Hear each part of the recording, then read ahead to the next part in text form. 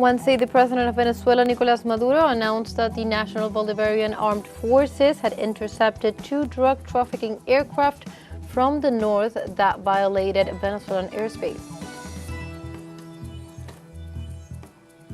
In Brazil, Supreme Court Judge Alexandre de Moraes ordered Rio de Janeiro Governor Claudio Castro to explain the police operation that left 121 people dead and 113 arrested in the northern part of the city. And in the context of the meeting held in South Korea between U.S. President Donald Trump and his Chinese counterpart, Xi Jinping, the two countries agreed to call off a mutual escalation in the country's trade war.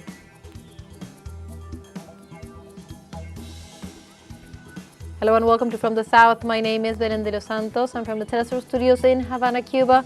We begin with the news.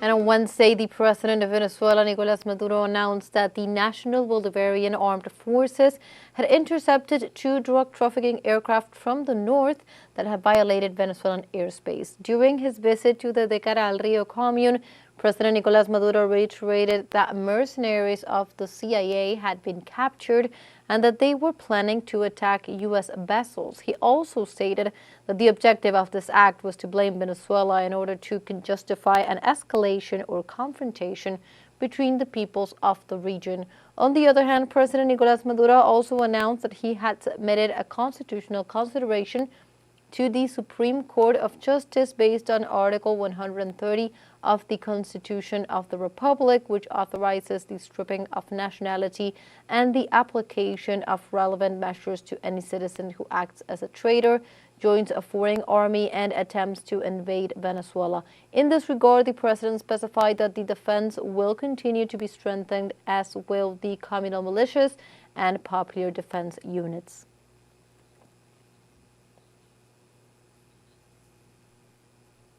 We go now to Chile, as workers from the Confederation of Municipal Health Employees held a national strike to protest the proposed 2026 budget freeze put forward by the government of Gabriel Boric. The protesters expressed their rejection of a series of measures and the government is seeking to implement, which they described as repressive. Among these measures, they denounced the freezing of the per capita base in the 2026 budget law, the elimination of programs crucial to the population, and the covert privatization of public health through the incorporation of private sectors, users, and companies into the public system, in this way profiting from resources that were meant for the most vulnerable members of the population. This has been categorized by the participants as the privatization and dismantling of the healthcare sector.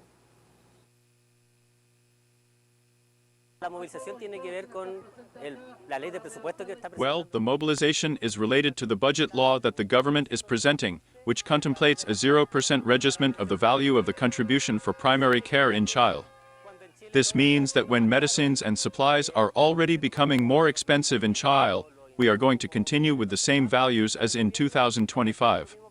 That is what impoverishes public health.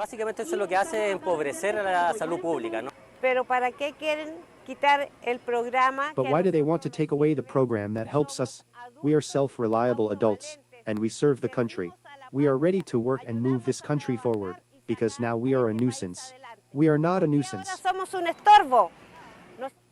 Meanwhile, on Wednesday, the Parliament of El Salvador approved another 1-month extension of the state of emergency in effect since March of 2022.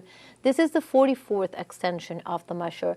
The initiative was supported by 57 of the 60 deputies and is defended by President Nayib Bukele's party, which argues that the extension seeks to capture the last gang members. On this context, the government assures that the homicide rate has shown a significant decrease thanks to the measure, though the cost to human rights, according to the organizations that remain in the country, is very high. These initiatives estimate that between 300 and 400 people have died in state custody under this regime. Now we have a short break coming up, but first, remember you can join us on TikTok at teleSUR English, where you will find news in different formats, news updates, and much more. We'll be right back. Stay with us.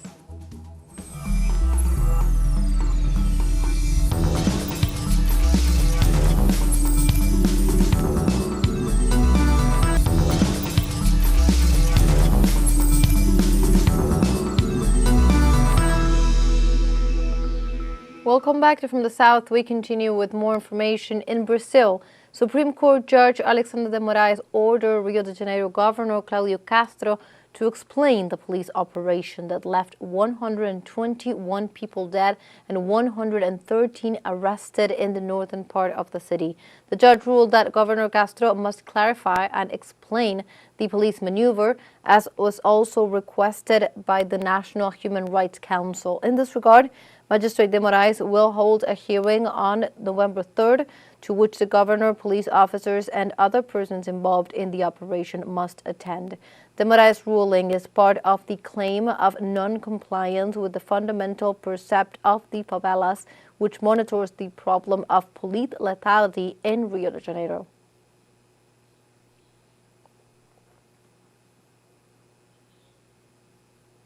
And we continue on topics. Let's find out more about this massacre by our correspondent André Vieira.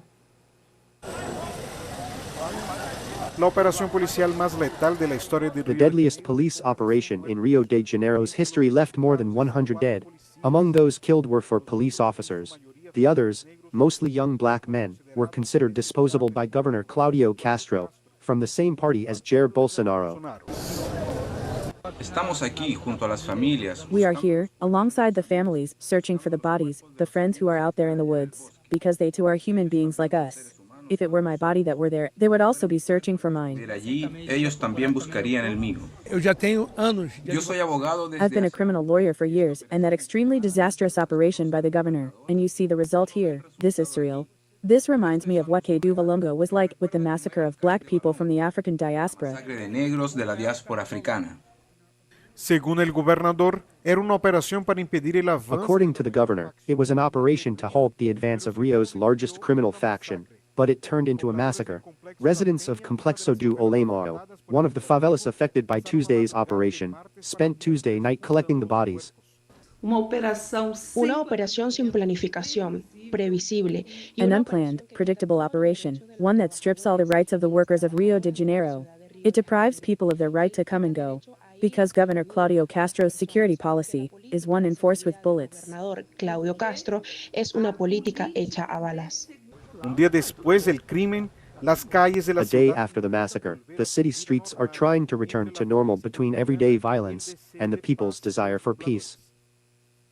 Because only the poor are dying, the rich are all safe, sound, in their homes, with plenty of security, and it's the politicians. In other words, this has to stop, because innocent people are dying too. As they say, they are victims.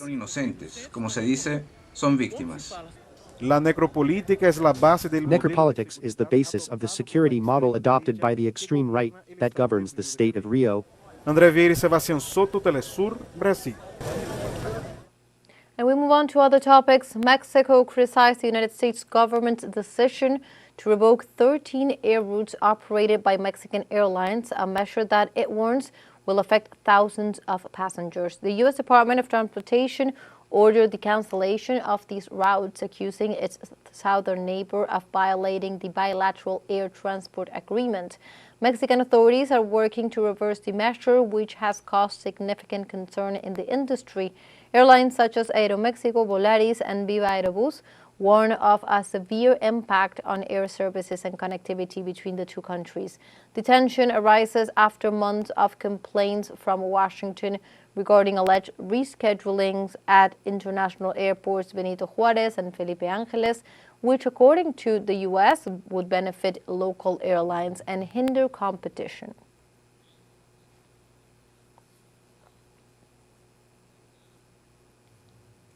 And we go back to the situation in the Caribbean. On Wednesday, the Prime Minister of Trinidad and Tobago, Kamla Persad Bissessar, threatened the Caribbean community, CARICOM describing them as unreliable partners. In her campaign against those who oppose U.S. military and nuclear operations in the Caribbean, the Trinidadian Prime Minister assured that her foreign policy in the coming years will seek partners outside CARICOM, although the most recent threat to the country was the alleged U.S. anti-drug operation that resulted in the deaths of 2 Trinidadian nationals. The government decided to forge alliances with the United States. In the scenario, the Trinidadians' executives distancing from CARICOM is due to the unanimous request by the countries of this alliance to respect the agreements in force on the use of nuclear weapons, not to turn the sub-region into a war zone, and to respect international law.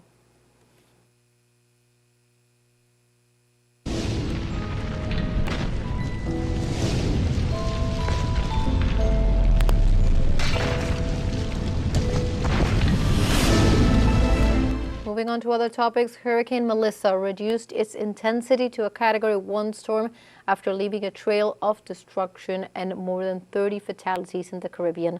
The most affected country was Haiti, which has reported so far 28 deaths at least and 10 missing people, with people trapped by building collapses and river overflows. In Jamaica, 77% of the country is without electricity and much of the territory was cut off.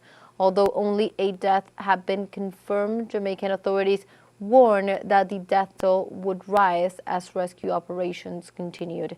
The hurricane made landfall in Cuba last Wednesday as a Category 3 storm, and despite its weakening, it continues to pose a threat to the Bahamas.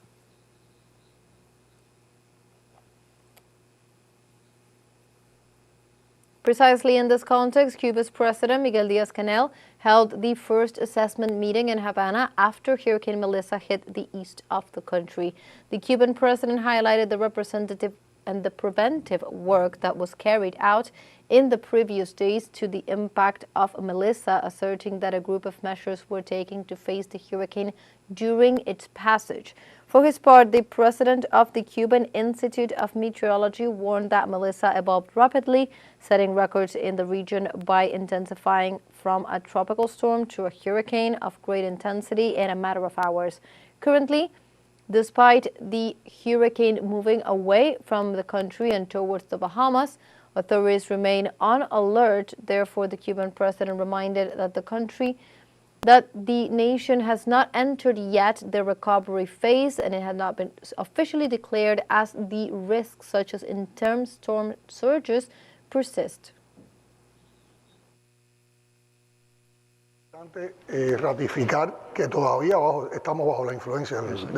It is important to confirm that we are still under the influence of the hurricane and that the recovery phase has not yet been declared, which we cannot clarify while we are still under its influence, because there may still be strong storm surges in the northern part of the east. These storm surges may cause penetration into the sea. They may cause flooding. There is a high level of soil saturation, and it continues to rain. We will go into more detail on these issues later, but it is important that this is made clear. Therefore, no one should deviate from the measures that have been proposed by the municipal and provincial defense councils in relation to evacuated persons, or to return in an orderly manner without the instructions given by the defense councils and the structures that are in charge of managing the response to this hurricane. For his part, the president of the Defense Council of Holguín, Joel Queipo Ruiz, asserted that more people than were initially anticipated were evacuated and protected. But in such a short time, with the amount of water that fell, they were now able to protect and evacuate many more people than we had planned. Basically, because there were places where flooding had never occurred before, and large volumes of water were reached. 13 reservoirs in the province are overflowing, including large reservoirs and to diversions. In general, 275,572 people were protected in the province, 28,000 of them in shelters, and an element of solidarity of support among families. with 274,180 to being in solidarity housing. However, with all these effects, the impact is clearly still being assessed. We have not yet finished assessing all the effects, but they have been quite significant. In addition to the protected population, 1,900 tourists were immediately protected in the province. We have a second short break coming up now, but before we invite you to visit our Facebook page at teleSUR English. There you'll be able to watch our top stories, special live coverages and much more. Follow the page and activate notifications to stay up to date on the world's most recent events. Final short break, don't go away.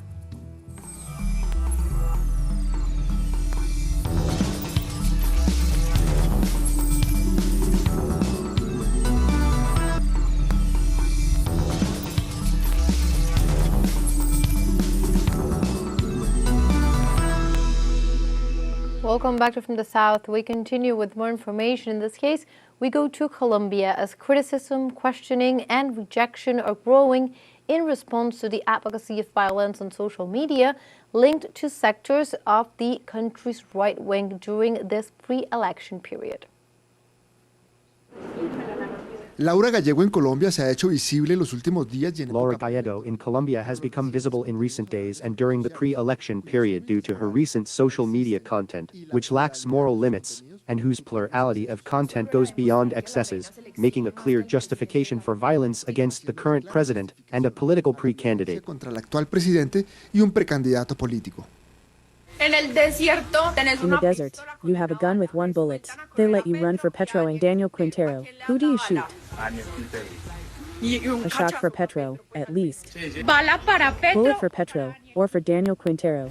No, hombre, esos tipos no valen ni una bala, que les caiga la justicia. A Petro le suspendieron la visa americana. Un contenido en redes sociales que social media content that glorifies crime and violence that, in Colombia, is linked to paramilitary groups and has left thousands of victims stigmatized and murdered is an expression of the drug trafficking and mafia culture in Colombia, associated with certain sectors of the country, according to analysts.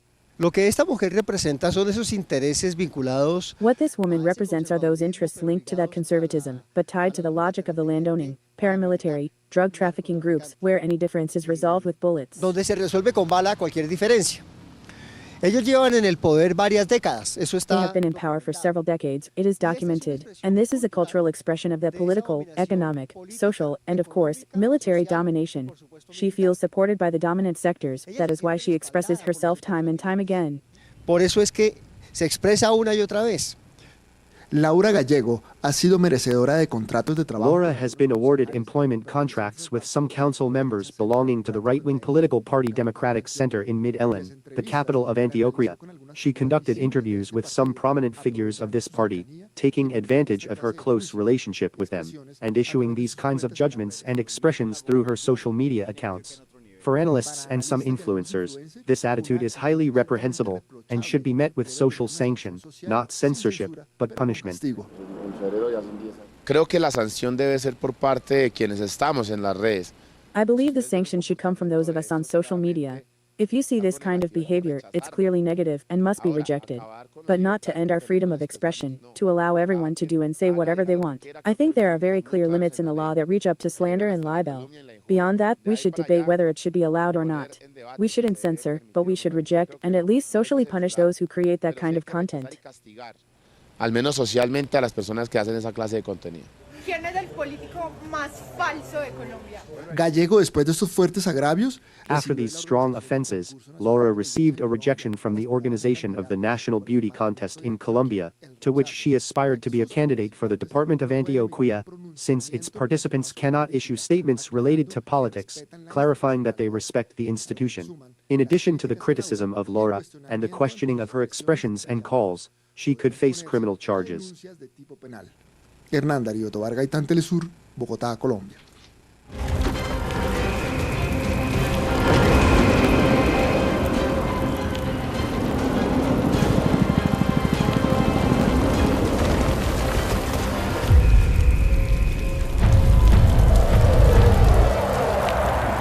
Now moving on to other topics, United Nations officials declared on Wednesday that international aid sent to Gaza is not enough and criticized Tel Aviv's violations of the ceasefire agreement. According to Adnan Abu Hasna, the spokesperson for the United Nations Relief and Works Agency for Palestinian refugees in the Middle East, in the Near East, the crisis is not limited to food and medicine supplies, but extends to basic sectors of society. In statements to the press, the official declared that the current amount of humanitarian aid is below the level necessary to solve the crisis. Hasna estimated that more than 90% of Gazans suffer from malnutrition to varying degrees, including tens of thousands of minors, and described chronic malnutrition as an endemic ailment in the enclave.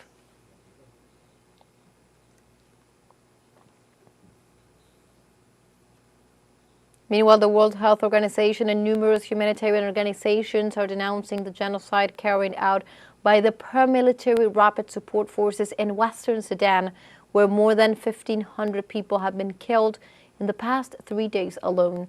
The city of El Fasher has been described as a death camp by several organizations, including Doctors Without Borders.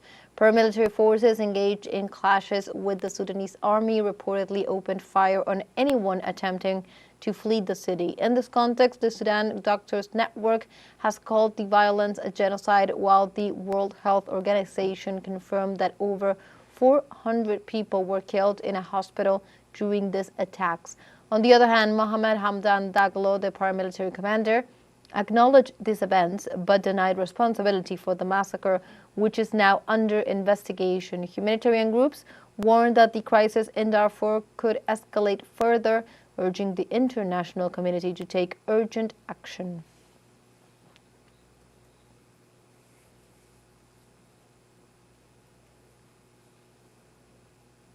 In the context of the meeting held in South Korea between U.S. President Donald Trump and his Chinese counterpart Xi Jinping, the two countries have agreed to call off a mutual escalation in their countries' trade war. In a press conference and statement, Trump said that the agreement would remove barriers to the export of strategic and critical materials and could be renewed annually. According to the agreement reached, the United States would reduce current tariffs on Chinese imports by 10%, while Beijing also announced the suspension of reciprocal port fees applied to the U.S. shipping sectors. The meeting, the first between the leaders in 6 years, also seemed to provide a key opportunity to both heads of state to highlight their interest in stabilizing the tense relationship between the two countries.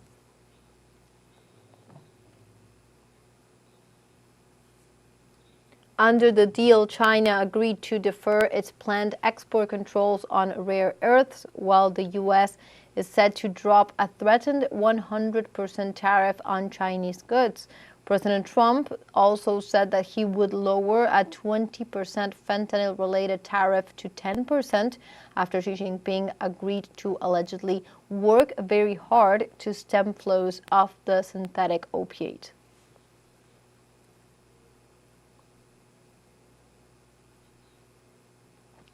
And the metropolis of Suzhou is one of China's ancient gems, where tradition is preserved both in its centuries-old gardens, a UNESCO World Heritage Site, and in Qipao, an example of intangible cultural heritage reflecting the city's rich history and culture. Our correspondent Bruno Falsi with more.